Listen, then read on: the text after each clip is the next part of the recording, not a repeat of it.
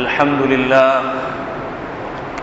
لله نحمده ونستعينه ونستغفره ونؤمن به ونتوكل عليه ونعوذ بالله من شرور أنفسنا ومن سيئات أعمالنا من يهده الله فلا مضل له ومن يضلل فلا هادي له ونشهد أن لا إله إلا الله وحده لا شريك له ونشهد أن سيدنا ونبينا وشفيعنا وحبيبنا ومولانا محمدا عبده ورسوله أما بعد فأعوذ بالله من الشيطان الرجيم بسم الله الرحمن الرحيم والعصر إن الإنسان لفي خسر إلا الذين آمنوا وعملوا الصالحات وتواصوا بالحق وتواصوا بالصبر. وقال النبي صلى الله عليه وسلم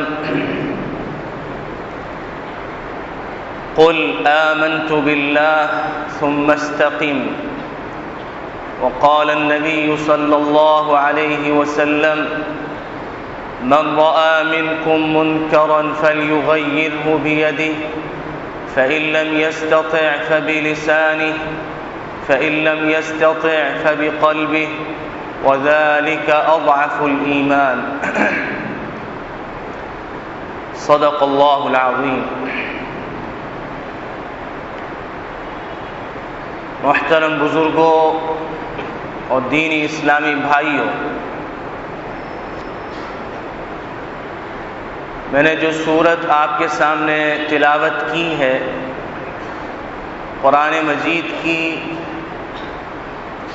مختصر سورت ہے. اس سورت کی فضیلت اور اس کا مقام اور اس کے درجے کا اندازہ اس بات سے آپ لگا سکتے ہیں کہ جب صحابہ کرام رضوان اللہ علیہم اجمعین آپس میں ملاقات کیا کرتے اور ایک دوسرے سے رخصت ہونے لگتے تو بطور نصیحت کے یہ سورت تلاوت کیا کرتے. حضرت امام شافعی رحمۃ اللہ علیہ فرماتے ہیں کہ اگر یہ انسان اور خاص طور سے امت مسلمہ اگر اس صورت میں غور کر لے تو اس کے لیے کافی ہے. اس کی دنیا سنوارنے کے لیے بھی کافی ہے، آخرت سنوارنے کے لیے بھی کافی اور شافی ہے. اللہ رب العزت زمانے کی قسم کھا رہے ہیں. پورے قرآن مجید کے اندر اللہ تعالیٰ نے مختلف چیزوں کی قسم کھائی ہے اور اس قسم کے بعد کوئی نہ کوئی ایسی بات بیان فرمائی ہے کہ جو نہایت اہمیت کی حامل ہے. اللہ رب العزت کا یہ اسلوب ایسا ہے کہ جس سے بات کی اہمیت اور اس کے وزن کا اندازہ لگایا جا سکتا ہے. حالانکہ اللہ کو قسم کھانے کی ضرورت نہیں، لیکن ایک چیز کی اہمیت بتلانے کے لیے کہ انسان اس بات کی طرف متوجہ ہو جائے، اس بات کو بغور سنے. جیسے کہ اللہ اور اس کے رسول کا ایک اسلوب الا ہے. جب کوئی انسان بھی دنیا میں اہم بات کہنے والا ہوتا ہے تو کہتا ہے خبردار، ہوشیار. تو اس کے لیے اللہ تعالیٰ نے اپنے کلام مجید میں الا کا ذکر کیا ہے. نبی کریم صلی اللہ علیہ وسلم بھی اپنے کلام میں، اپنی احادیث میں مختلف مقامات پہ ان کے جملوں میں اس کا ذکر ملتا ہے، کسی اہم بات کو بتلانا ہوتا ہے۔ اسی طرح اللہ رب العزت قسم کھاتے ہیں 3 چیزوں کی، 5 چیزوں کی، 6 چیزوں کی، 7 چیزوں کی، 8 چیزوں کی، اور پھر اس اہم بات کو بتلاتے ہیں۔ تو اس صورت میں بھی اللہ نے جب اس کی ابتدا فرمائی تو قسم کھائی، اور قسم بھی کھائی زمانے کی، کہ جس زمانے میں اگر انسان غور کرے، اس کی تاریخ میں غور کرے، تو اس تاریخ سے سبق لے لے، اس کے اونچ اور اس کی نیچ، اس کے عروج و زوال کو اگر دیکھے تو انسان اس سے عبرت حاصل کر لے۔ تو اللہ تعالیٰ زمانے کی قسم کھا کے فرما رہے ہیں، ایسی بات فرما رہے ہیں کہ اگر اس زمانے میں جو فتنوں کا دور ہے، فتنے امٹ کے آ رہے ہیں، قتل و غارت گری کا فتنہ ہے، چوری ڈکیتی کے فتنے ہیں، بھتے خوری کے فتنے ہیں، اور عزت و آبرو کے لٹنے کے فتنے ہیں، مختلف فتنے ہیں جو پے بپے چلے آ رہے ہیں، جیسے کہ تسبیح ٹوٹ جائے، ایک دانے کے پیچھے دوسرا دانہ چلا آتا ہے، اس طرح فتنے امٹ کے آ رہے ہیں۔ تو ان فتنوں کے دور میں ایک تاجر مالدار وہ سو رہا ہو اور اس کے کان میں جا کے انسان یہ کہہ دے، یا اس کا قریبی جا کے کوئی کہہ دے کہ آپ کی فیکٹری میں آگ لگ گئی، آپ کی فیکٹری بالکل تباہ ہو گئی، تو اس کی نیندیں اڑ جائیں گی، ہو سکتا ہے کہ ہارٹ اٹیک ہو جائے، کیونکہ ہم لوگوں کا سب کا اعتماد اللہ سے زیادہ پیسے پر ہے، مال و دولت پر ہے۔ مال و دولت کو ہم اپنا معبود سمجھتے ہیں، اس کی پوجا کرتے ہیں، اس مال و دولت کی وجہ سے ایک دوسرے سے حسد کرتے ہیں، کینہ رکھتے ہیں، بغض رکھتے ہیں، نفرتیں کرتے ہیں، عداوتیں رکھتے ہیں، حسد اور کینہ اور غیبتیں اور چغل خوریاں کرتے ہیں اس مال کی وجہ سے۔ چنانچہ ایک مالدار کے کان میں جب انسان جا کے کہتا ہے کہ آپ کا سب کچھ تباہ ہو گیا، تو شاید اس کو ہارٹ اٹیک ہو جائے۔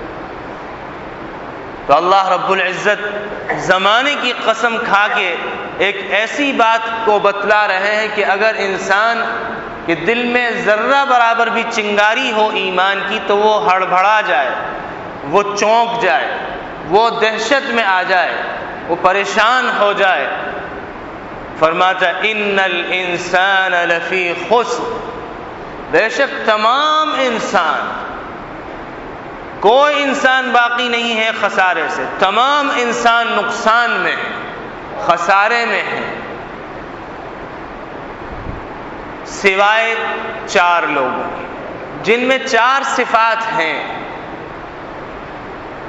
وہ اس خسارے سے نکل سکتے ہیں۔ لیکن اگر وہ 4 صفات نہیں، یا چاروں صفات میں سے ایک صفت بھی نہیں، تو کسی نہ کسی نقصان میں وہ ہے۔ اللہ فرماتا ہے اِلَّا الَّذِينَ آمَنُوا، سوائے ان کے جو ایمان لائے۔ کس پر ایمان لائے؟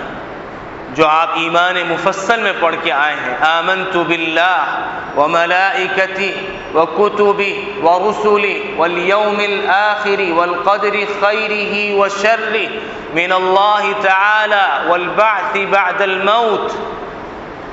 اللہ پر ایمان، رسولوں پر ایمان، فرشتوں پہ ایمان، کتابوں، اللہ کی طرف سے نازل شدہ کتابوں پہ ایمان، صحیفوں پہ ایمان، صحف ابراہیم و موسیٰ پہ ایمان، تورات، زبور، انجیل پہ اور قرآن پہ ایمان، اور خیر کے شر اور خیر اللہ کی طرف سے مقدر ہونے پہ ایمان، موت کے بعد اٹھائے جانے پہ ایمان، اور پھر اسی کے ضمن میں آخرت پہ ایمان، آخرت کے جتنے امور ہیں ان پہ ایمان۔ ان میں سے کسی ایک چیز پہ ایمان نہیں تو وہ خسارے میں ہے۔ مثلا وہ اللہ رسول کتابوں پہ ایمان رکھتا ہے لیکن فرشتوں پہ ایمان نہیں رکھتا، اس کا ایمان نہیں۔ وہ کسی ایک کتاب کو تسلیم نہیں کرتا، اس کا ایمان نہیں۔ وہ خیر کو تو اللہ کی طرف مقدر ہونے پہ ایمان رکھتا ہے لیکن شر کو اللہ کی طرف سے مقدر ہونے پہ ایمان نہیں رکھتا، اس کا ایمان نہیں۔ موت کے بعد اٹھائے جانے پہ ایمان نہیں۔ وہ کہتا ہے کہ ہم تو بہت سی ہڈیاں ہو جائیں گے، پھر کیسے اٹھیں گے؟ تو موت کے بعد اٹھائے جانے پہ اگر ایمان نہیں، باقی چیزوں پہ ایمان ہے تو اس کا ایمان نہیں۔ سب چیزوں پہ ایمان ہے، پل صراط پہ ایمان نہیں، کیونکہ وہ سنتا ہے کہ وہ پل ایسا ہے احد من السیف وادق من الشعر، جو بال سے زیادہ باریک، تلوار سے زیادہ تیز انسان یہاں عقل لڑاتا ہے اور سوچتا ہے کیسے گزرے گا اتنے باریک بال میں سے، جو بال سے زیادہ باریک ہو۔ وہ یہ نہیں سوچتا ان اللہ علی کل شیء قدیر، اللہ ایمان والوں کو گزارنے پہ قادر ہے، اور ایمان کی جس طرح کیفیات اور درجات ہیں ان کے مطابق اس پہ سے گزارنے پہ قادر ہے، مطلق ہے۔ تو اس پہ ایمان نہیں رکھتا تو اس کا ایمان نہیں۔ تو ایمان ان تمام چیزوں پہ لانا ہے کہ جو اللہ نے بیان کر دی، اللہ کے رسول نے بیان کر دی۔ یہی صفت متقین کی ہے، الذین یؤمنون بالغیب، جو غیب پر ایمان رکھتے ہیں، بنا دیکھے ایمان رکھتے ہیں۔ اللہ پہ ایمان، اللہ کے رسولوں کو نہیں دیکھا ان پہ ایمان، اور اللہ کے رسولوں پہ جو صحیفے اترے اور کتابیں اتری ان کو نہیں دیکھا، ان پہ ایمان، کیونکہ اللہ کے رسول نے کہا ان پہ ایمان رکھو۔ تو یہ عقائد، اور پھر اللہ کو اللہ کا مقام دینا کہ وہ خالق ہے، وہ مالک ہے، وہ رازق ہے، وہ خیر و شر کا پر قدرت رکھنے والا ہے، وہ نفع نقصان کا مالک ہے، خوشی غمی دینے والا ہے، فراخی تنگی دینے والا ہے، وہ ہر قسم کے عمل پہ قدرت رکھتا ہے، لا يسأل عما يفعل، اس سے نہیں پوچھا جا سکتا جو وہ کرتا ہے۔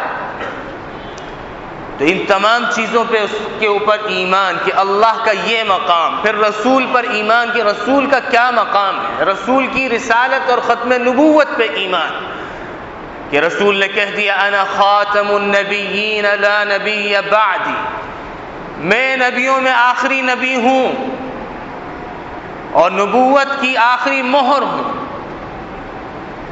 میرے بعد کوئی نبی نہیں۔ جتنے نبی ہوں گے دعویٰ کرنے والے نبوت کا جھوٹے، مکار، فریبی، دغاباز، دھوکے باز ہوں گے۔ ان تمام چیزوں پہ ایمان، اور پھر اس بات پہ بھی ایمان کہ نبی نفع نہیں دیتا اللہ کی قدرت کے بغیر، نبی نقصان نہیں دیتا اللہ کی قدرت کے بغیر، نبی روزی نہیں دیتا، نبی اولاد نہیں دیتا، نبی خوشی غمی کے دینے کا مالک نہیں ہے، مالک حقیقی وہ اوپر ہے جو عرش پہ قائم ہے، اپنی شان کے مطابق موجود ہے، اس کا علم ساری دنیا میں محیط ہے، وہ ہر جگہ جانتا ہے۔ انہ علیم بذات الصدور، اللہ نے یہ کہا کہ وہ دلوں کے بھیدوں سے واقف ہے۔ انہ علام الغیوب، وہ غیوب کو خوب جاننے والا ہے۔ عالم الغیب والشہادہ، حاضر و غیب کو سب کو جانتا ہے۔ تو یہ اللہ نے اپنی صفات بیان کی، اس میں نبی کو شریک نہ کرنا، یہ عقیدہ ہے، یہ ایمان ہے۔ تو سب سے پہلا درجہ خسارے سے نکلنے کا ایمان۔ ایمان نہ ہو، کتنے ہی بڑی نیکی کر لی جائے، کتنے ہی بڑا کوئی عمل کر لیا جائے، کتنے ہی اخلاص سے کر لیا جائے، وہ اس کے منہ پہ دے مارا جائے گا، کیونکہ ایمان نہیں۔ جب ایمان نہیں تو عمل بیکار۔ تو سب سے پہلا درجہ ایمان۔ تمام انبیاء جو آئے انہوں نے ایمان کی دعوت دی۔ کیونکہ فإن التوحید رأس الطاعات، تمام اطاعتوں کی، تمام فرما برداریوں کی، خواہ اللہ کی ہو اللہ کے رسول کی ہو، ان تمام کی بنیاد اور سرچشمہ وہ توحید۔ وحد اللہ، اللہ کو ایک مانو، اللہ کی توحید کا اقرار کرو۔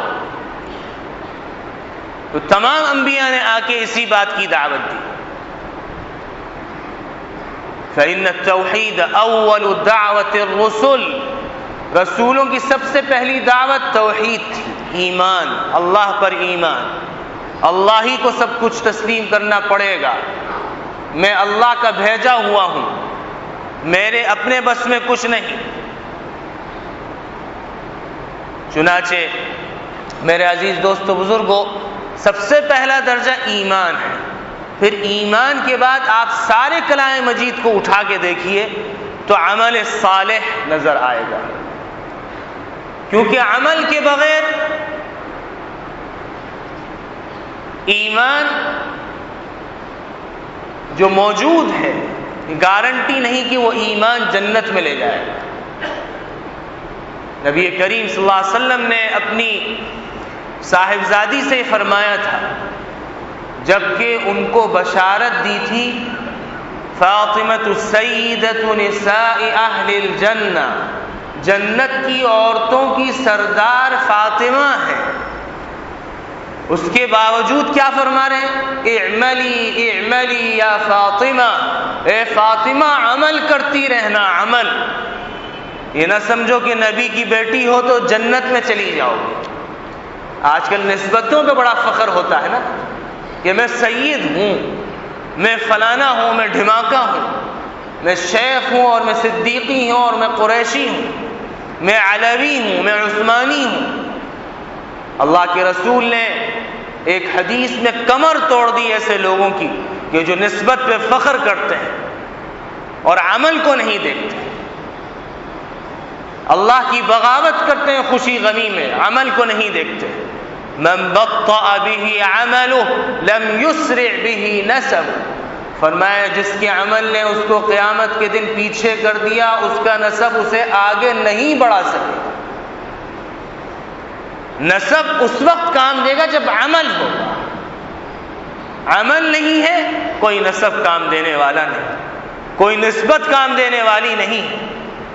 کتنے ہی ہم بزرگوں سے تعلق قائم کر لیں، اللہ والوں سے تعلق قائم کر لیں، بعض خانقاہوں کا سننے میں آتا ہے کہ وہاں پر اللہ والوں سے تعلق قائم کیا ہے لیکن تجارت کے اندر کھوٹ ہے، دھوکے بازی ہے، جھوٹ ہے، فراڈ ہے، بزرگوں کو بدنام کرتے ہیں اور نسبت کا پردہ ڈال کے عمل نہیں کرتے اور دین کو بدنام کرتے ہیں۔ تو اس لیے نبی کریم صلی اللہ علیہ وسلم نے فرمایا نسبتیں کام نہیں دیں گی۔ ایک بادشاہ تھا بنی اسرائیل کا، موسیٰ علیہ السلام کے زمانے میں، اس نے کہا کہ نسب بیان کیے کہ میرا باپ بادشاہ تھا، میرے دادا بادشاہ تھے، میرے پردادا بادشاہ تھے، اس طرح 9 پشتوں تک بادشاہ گنائے۔ اللہ نے، موسیٰ کلیم اللہ تھے علیہ السلام، اللہ ان سے گفتگو کرتے تھے۔ اللہ نے فرمایا کہ اے موسیٰ اس سے کہہ دو وہ 9 کے 9 جہنمی، تو بھی جہنمی 10۔ تو یہ نسبتیں کام نہیں دیں گی، نسبت کام دے گی جب عمل ہوگا۔ چنانچہ اللہ فرماتا ہے وَقُلِ اعْمَلُوا فَسَيَرَى اللَّهُ عَمَلَكُمْ وَرَسُولُهُ وَالْمُؤْمِنُونَ وَسَتُرَدُّونَ إِلَى عَالِمِ الْغَيْبِ وَالشَّهَادَةِ فَيُنَبِّئُكُم بِمَا كُنتُمْ تَعْمَلُونَ۔ عمل کا بتلائے گا، آپ ببانگ دہل اعلان کر دیجیے اعملوا، عمل کرو، عمل، اور عمل بھی ایسا ہی نہیں جو خالہ پھپھی نانا دادی سے سن لیا بس وہ۔ قل ان کنتم تحبون اللہ فاتبعونی، اگر تمہیں اللہ سے محبت ہے یہ بھی ببانگ دھول اعلان کر دیجئے کہ عمل اگر تمہیں کرنا ہے تو میری پیروی کرو، میرے نقش قدم پہ چلو۔ یا آدھا تیتر آدھا بٹیر اللہ کو پسند نہیں۔ یا ایھا الذین آمنوا ادخلوا فی السلم کافہ، اے ایمان والو اسلام میں پورے پورے داخل ہو جاؤ۔ ولا تتبعوا خطوات الشیطان، شیطان کے نقوش قدم کی پیروی نہ کرنا۔ انہ لکم عدو مبین، عبداللہ ابن السلام رضی اللہ عنہ جب یہودی تھے، مسلمان ہوتے ہیں، مسلمان ہونے کے بعد دل میں خیال آتا ہے کہ چونکہ ہفتے کے دن یہودیوں کو مچھلی کا کھانا منع تھا، چلو ایسا کرتے ہیں ہم بھی نہیں کھاتے، اپنے اوپر ممنوع کر لیا۔ نبی کریم صلی اللہ علیہ وسلم کو پتہ چلا تو یہ آیت نازل ہوئی، اے ایمان والو اسلام میں جب تم اسلام میں آ گئے، اسلام کے چمکدار اور کامل اور مکمل مذہب میں قدم رکھ لیا، اب اس کے بعد دائیں بائیں نہ دیکھو۔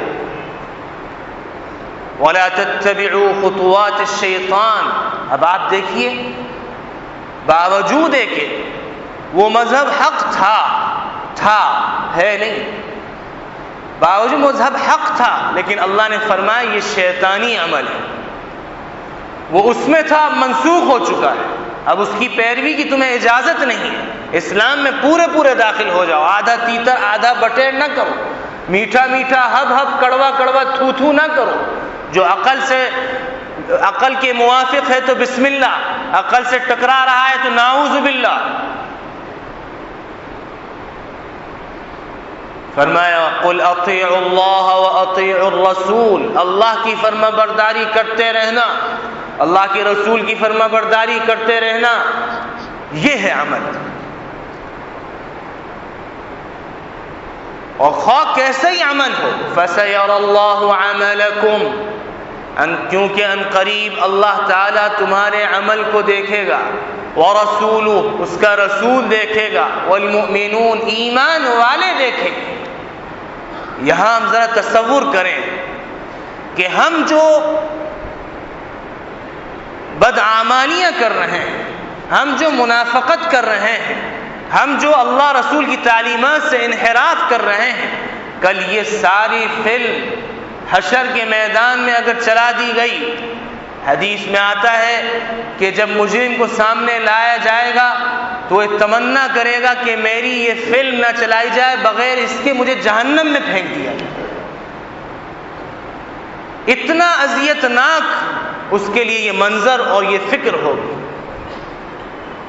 تو میرے عزیز دوستو بزرگوں، اس وقت کا تصور کیجئے کہ جس وقت زمین تانبے کی ہوگی، ایسی دھات ہے جو فوراً گرم ہوتی ہے، ہلکی دھوپ سے گرم ہوتی ہے، اور سورج 1 میل کے فاصلے پر ہوگا۔ راوی حدیث کہتے ہیں کہ میل کے 2 معنی ہیں، یا تو مسافت ارضی ہے کہ زمین کی جو مسافت ہوتی ہے 1 میل کا فاصلہ، یا پھر سرمے دانی کی میل جس کے ذریعے سرما لگایا جاتا ہے۔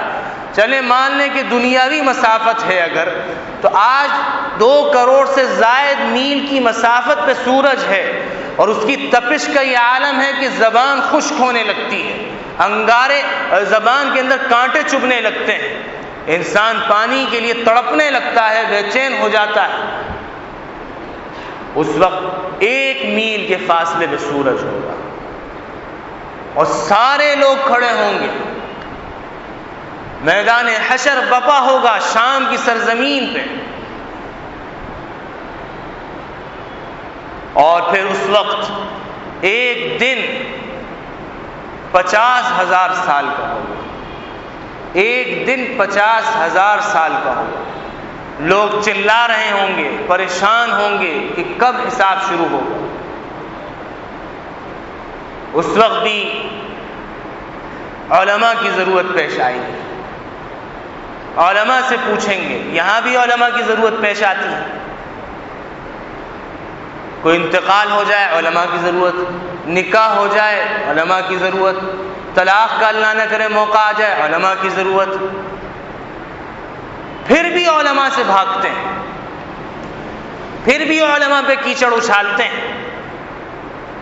چنانچہ اس وقت پھر علماء کہیں گے کہ ہم نے تو یہ حدیث پڑھی ہے، سنا ہے کہ اللہ کے رسول سے جا کے سفارش کروائی جائے، سب اللہ کے رسول کی خدمت میں حاضر ہوں گے، اور پھر اللہ کے رسول عرش کے نیچے سجدہ ریز ہو جائیں گے اور ایسی تعریف کریں گے اللہ کی کہ آج سے پہلے کسی نے ایسی تعریف نہیں کی ہو۔ وہ کلمات اللہ تعالیٰ ان کے دل میں القاء کریں گے۔ اللہ تعالیٰ فرمائے گا ارفع رأسک یا محمد واشفع تشفع، اے محمد اپنا سر اٹھائیے، سفارش کیجئے، سفارش قبول کی جائے گی، سفارش ہوگی، حساب کتاب شروع کیا۔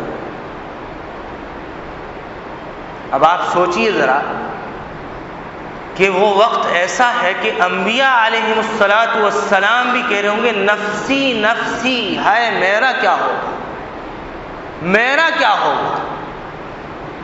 اور آج ہم 2 رکعت نفل پڑھ کے، ایک چلہ لگا کے، خانقاہ میں کچھ وقت لگا کے، مدرسے میں کچھ پڑھ کے ہم سمجھتے ہیں کہ جنت کے ہم ٹھیکیدار بن گئے، دوسرے کو حقارت کی نگاہ سے دیکھنے لگتے ہیں۔ تو میرے عزیز دوستو بزرگوں، اس وقت سما کیا ہوگا، سارے ننگ دھڑم ہوں گے۔ حضرت عائشہ صدیقہ رضی اللہ عنہا نے پوچھا اے اللہ کے رسول، کیا اس وقت ایک دوسرے کو دیکھیں گے نہیں؟ فرمایا کہ وہ ہولناک منظر ہے اور ایسا ہولناک وقت ہے کہ انبیاء کو بھی اپنی اپنی کی پڑی ہو۔ یوم یفر المرء من اخیہ وامہ وابیہ وصاحبتہ وبنیہ لکل امرئ منہم یومئذ شأن یغنیہ۔ فرمایا وہ دن ایسا ہے کہ بھائی بھائی سے بھاگ رہا ہوگا، اپنی ماں اور اپنے باپ سے بھاگ رہا ہوگا، اور اپنی بیوی اور اپنی اولاد سے بھاگ رہا ہوگا۔ ہر ایک کو اپنی فکر لگی ہوگی جو دوسرے سے مستغنی کر رہی ہوگی۔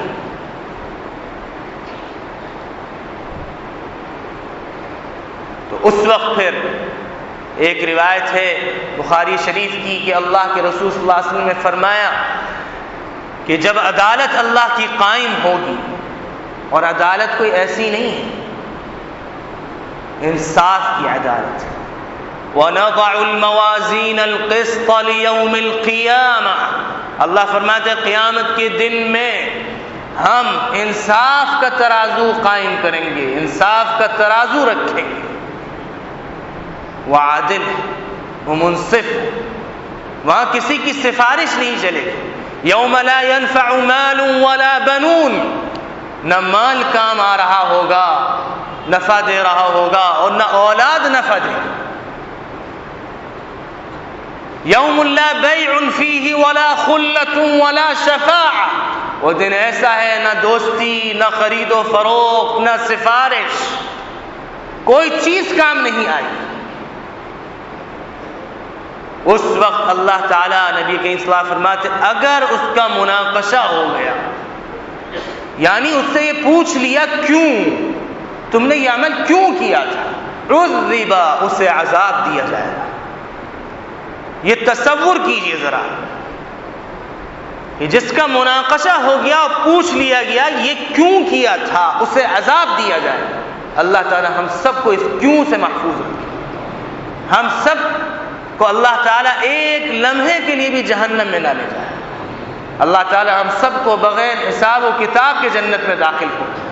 مغفرت کا اشرا ہے، اللہ ہم سب کی بخشش فرما دے، بڑوں کی، چھوٹوں کی، مردوں کی، عورتوں کی، جن سے جو بھول چوک کے جان بوجھ کے غلطی ہوئی ان کو توبہ کی توفیق عطا فرما دے، آپس میں محبتیں قائم فرما دے۔ چنانچہ کہنے کا مقصد یہ میرے عزیز دوستو بزرگوں کہ عمل وہاں کام دے گا، اور ایمان والے بھی دیکھیں گے اس عمل کو، اللہ رسول تو دیکھیں گے ہی دیکھیں گے۔ وَسَتُرَدُّونَ إِلَىٰ عَالِمِ الْغَيْبِ وَالشَّهَادَةِ، ان قریب تم سب کے سب لوٹائے جاؤ گے غیب اور حاضر کے جاننے والے کی طرف۔ فَيُنَبِّئُكُم بِمَا كُنتُمْ تَعْمَلُونَ، پھر وہ تمہیں بتلائے گا جو تم کرتے رہے دنیا میں۔ انسان دنیا میں سب کچھ کرتا ہے، یہ نہیں سوچتا کہ میرے 5 گواہ ہیں جو میرے خلاف گواہی دیں گے، سب سے پہلی گواہی جب اللہ پوچھے گا کیوں، وہ کہے گا نہیں میں نے تو نہیں کیا. الیوم نختم علی افواہہم، آج ہم ان کے منہ پہ مہر لگا دیں گے، گونگے ہو جائیں گے. وتکلمنا ایدیہم، ہم سے ان کے ہاتھ بات کریں گے. وتشہد ارجلہم، ان کی ٹانگیں گواہی دیں گی. بما کانوا یکسبون، جو کھرا کھوٹا کما کے لائے ہیں. فمن يعمل مثقال ذرة خيرا يره ومن يعمل مثقال ذرة شرا يره، خیر کو بھی دیکھ لے گا، شر کو بھی دیکھ لے گا. ایک گواہی انسان کی ہوگی جو انسان کے اعضاء گواہی اس کے خلاف دیں گے. وقالوا لجلودهم لما شهدتم علينا، کہیں گے اپنے اعضاء سے ہمارے خلاف کیوں گواہی دینے لگے. قالوا انطقنا اللہ، ہمیں اللہ تعالیٰ نے قوت گویائی عطا کر دی ہے. انطق کل شیء، جس نے ہر چیز کو بولنے کی قدرت دے دی. وہاں ہر چیز بولے گی، ہر چیز گواہی دے گی.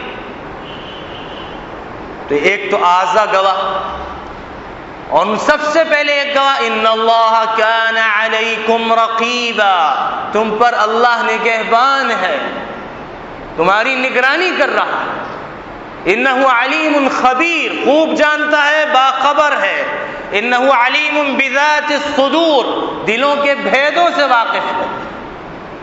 زبانی کلامی تو ظاہر تو چھوڑو، مخفی چیزوں سے وہ واقف ہے.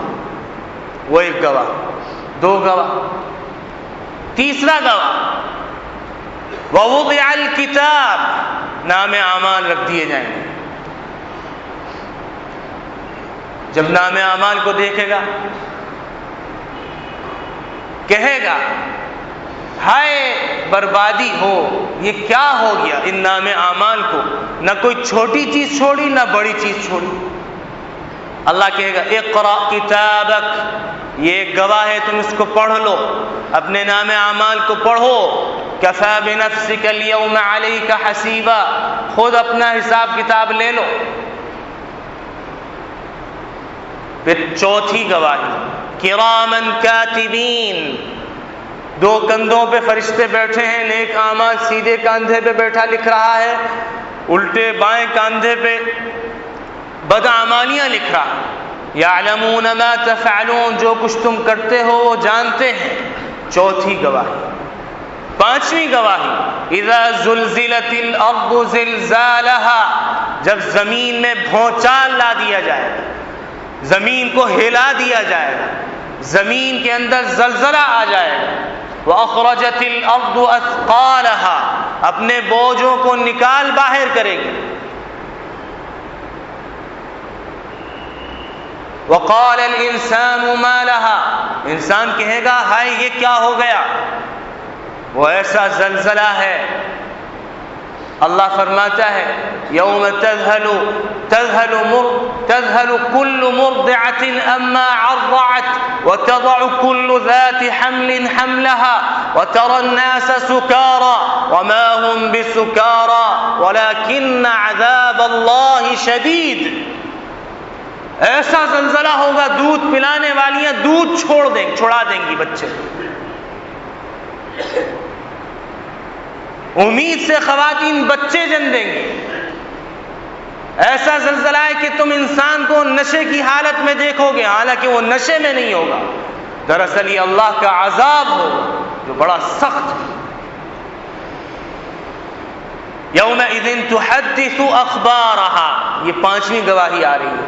زلزلے کے بعد زمین اپنے خبریں بیان کرے گی کہ کس نے میری جگہ پہ کس جگہ بیٹھ کے کیا عمل کیا. ساری چیزیں نکال کے باہر کر دے گی. تو ہم کہاں بھاگ کے جائیں گے؟ انسان ذرا تصور کرے پھر قدم اٹھائے. یہ کوئی معمولی چیز نہیں ہے، اللہ کا کلام ہے جو حق ہے. جاء الحق کہا ہے اللہ نے، اس کو حق آ گیا.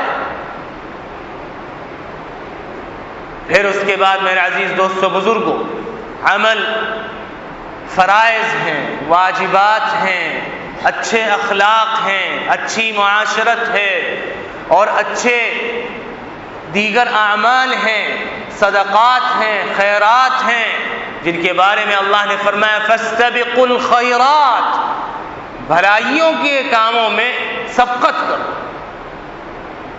خیر کے کاموں میں بڑھو، جس کے بارے میں نبی کریم صلی اللہ علیہ وسلم نے فرمایا بادروا بالاعمال الصالحہ، نیک اعمال میں ایک دوسرے سے سبقت کرو۔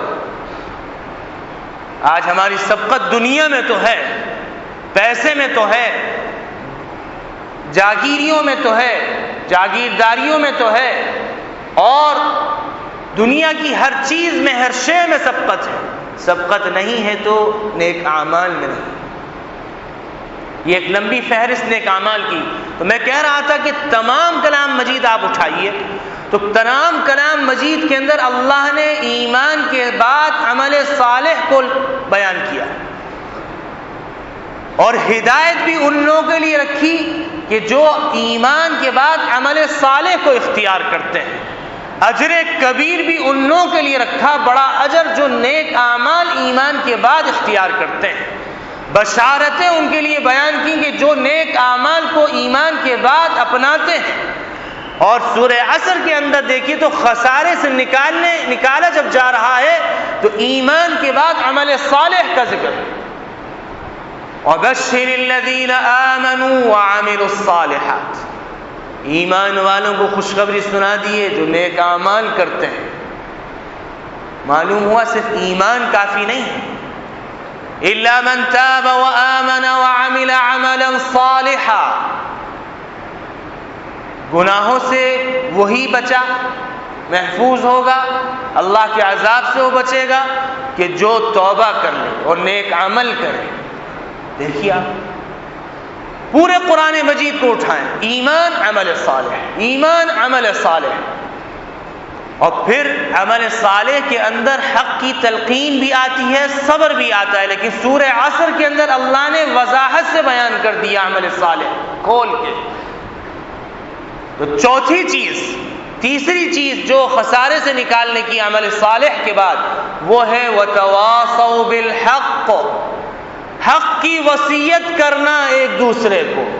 اور حق کیا ہے؟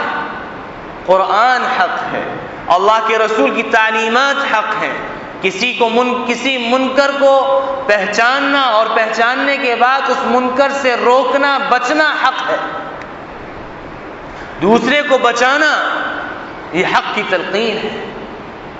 یہی وہ چیز ہے کہ جس کے بارے میں نبی کریم صلی اللہ علیہ وسلم نے فرمایا من رأى منکم منکرا فلیغیرہ بیدہ، جو تم میں سے کسی برائی کو دیکھے، اگر اس کی ہاتھ سے روکنے کی قدرت اور طاقت اور صلاحیت ہے تو اسے چاہیے کہ اس برائی کو اچھائی میں تبدیل کرے۔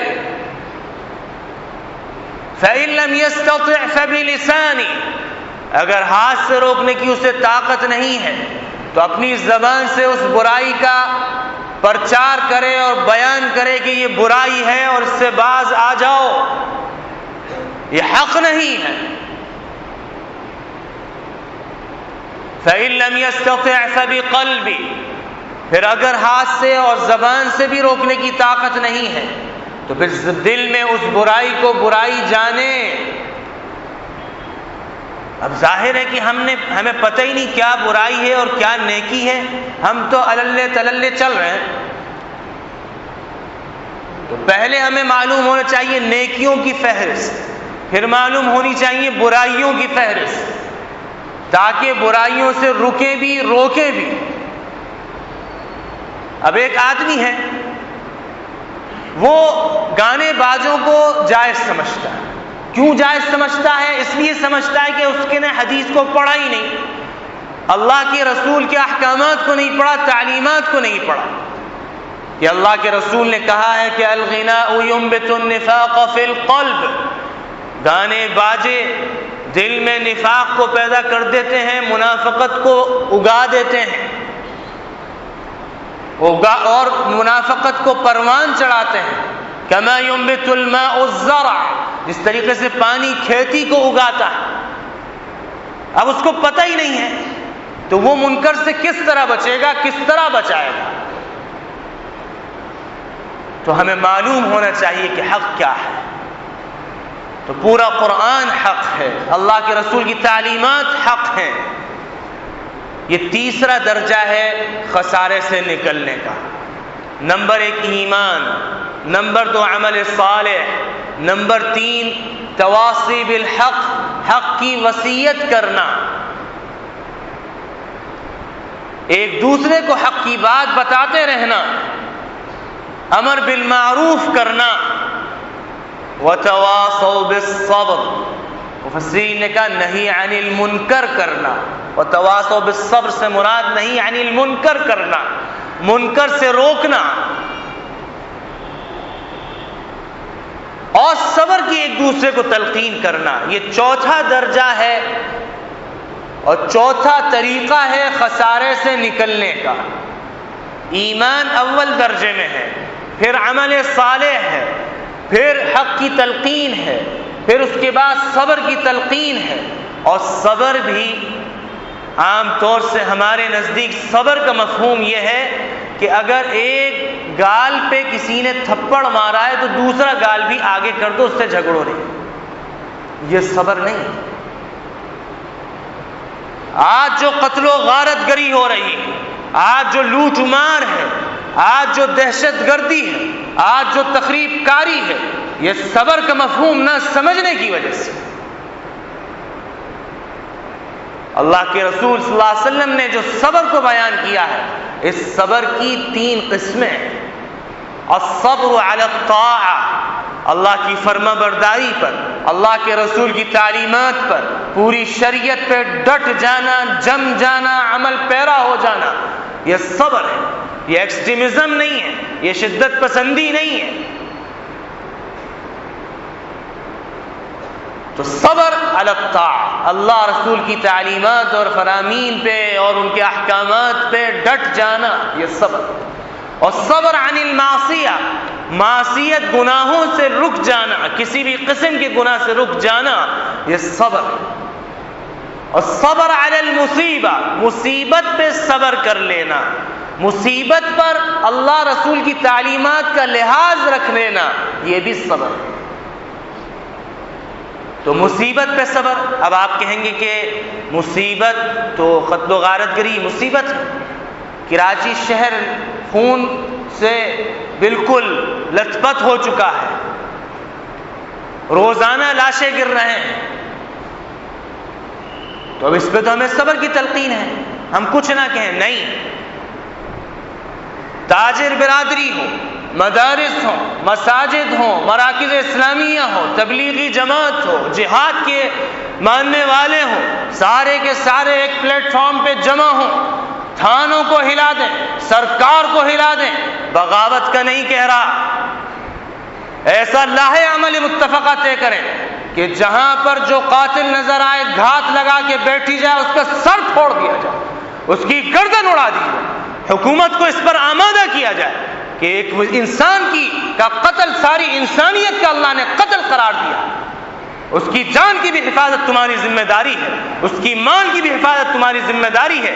تم کہاں اپنی عیاشی میں پڑے ہو، بدماشی میں پڑے ہو، نمائش و زیبائش میں پڑے ہو، اب مال و دولت کے لوٹے کھسوٹنے میں پڑے ہو، اسی کے اندر تم پڑے ہو، اور یہ سوچتے نہیں کہ قیامت کے دن یہی مقتولین تیرا گریبان پکڑیں گے اور اللہ کی عدالت میں پیش کریں گے کہ ظالم یہ بادشاہ تھا، یہ ظالم حکمراں تھا، عیاشی میں پڑا تھا، مکاری میں پڑا تھا، فریبی دھوکے بازی میں پڑا تھا، اور ہماری جان کی سے فکر نہیں تھی، ہمارے مال کی سے فکر نہیں تھی، امن کی سے فکر نہیں تھی۔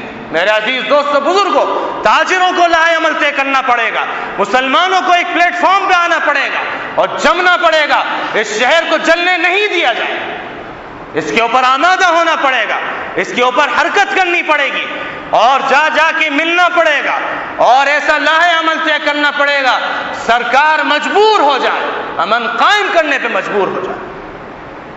میرے عزیز دوستو بزرگوں، یہ کوئی انسانیت کا خون کوئی معمولی خون نہیں، اور مسلمان کا خون۔ اللہ کے رسول فرماتے ہیں المسلم اخو المسلم لا یظلمہ ولا یسلمہ، مسلمان مسلمان کا بھائی ہے، چاہے وہ پٹھان ہو، پنجابی ہو، سندھی ہو، بلوچی ہو، گجراتی ہو، کوئی ہو، کسی کمیونٹیز سے تعلق رکھتا ہو، وہ سارے بھائی بھائی ہیں۔ انما المؤمنون اخوہ فاصلحوا بین اخویکم، ایمان والے آپس میں بھائی بھائی ہیں، دو بھائیوں کے درمیان اصلاح کراؤ، صلح کراؤ، جوڑو ان کو۔ میرے عزیز دوستو بزرگوں، ہمیں چاہیے کہ ہم نہ تو مسلمان بھائی پہ ظلم کریں، نہ غیروں کے ہاتھوں بے یار و مددگار چھوڑیں، یہ اللہ کے رسول فرماتے ہیں۔ جس طریقے سے افغانستان کے اندر، کشمیر میں، عراق میں، بوسنیا میں اور انڈونیشیا کے اندر مختلف مظالم ہوئے، اور ہم یہی کہتے رہے کہ یہ تو وہاں کا مسئلہ ہے، اور آج ایک شہر کے رہنے والے یہ کہہ رہے ہیں کہ یہ اس علاقے کا مسئلہ ہے، ہمارا مسئلہ ہے۔ وَاتَّقُوا فِتْنَةً لَا تُصِيبَنَّ الَّذِينَ ظَلَمُوا مِنْكُمْ خَاصَّةً، اللہ کہتا ہے اس فتنے سے، آزمائش سے ڈرتے رہنا جو صرف ظالموں کے ساتھ خاص نہیں ہے۔ صرف ظالموں کو آزمائش نہیں پہنچے گی، سارے لپیٹے میں آئیں گے، لہٰذا جو امن سے بیٹھے ہیں ان کو امن سے نہیں بیٹھنا چاہیے، ان میں حرکت آ جانی چاہیے، ان میں ولولہ پیدا ہو جانا چاہیے کہ ہم اس وقت تک چین سے نہیں بیٹھیں گے جب تک ایک ایک پاکستانی، کیونکہ مسلمان ہو یا غیر مسلم ہو، ہر ایک کی ذمہ داری ہے کہ اس کی جان، اس کی مال کی حفاظت کی جائے۔ اس وقت تک ہم امن سے نہیں بیٹھیں گے، ہم چین سے نہیں بیٹھیں گے جب تک کہ تم امن قائم نہیں کر دو گے۔ اور چاہے وہ تاجر برادری کسی شعبے سے تعلق رکھتی ہو، وہ بند کر دے اپنی تجارت کو، پتہ چل جائے گا حکومت کو کہ ہم ایک ہیں،